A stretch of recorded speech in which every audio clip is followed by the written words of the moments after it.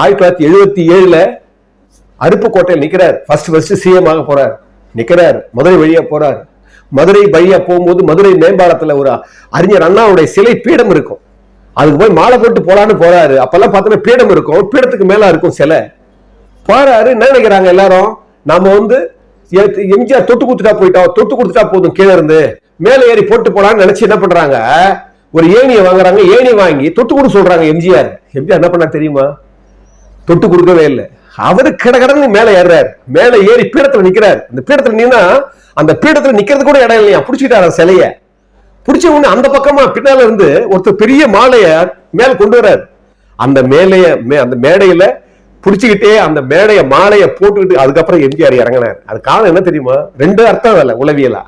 ஒண்ணு, தன் தலைவனுக்கு தன் கையால போகணுன்ற அந்த உண்மையான விசுவாசம், அந்த உண்மையான பக்தி. இன்னொன்னு, இதே நிலையை ஒரு பக்தன்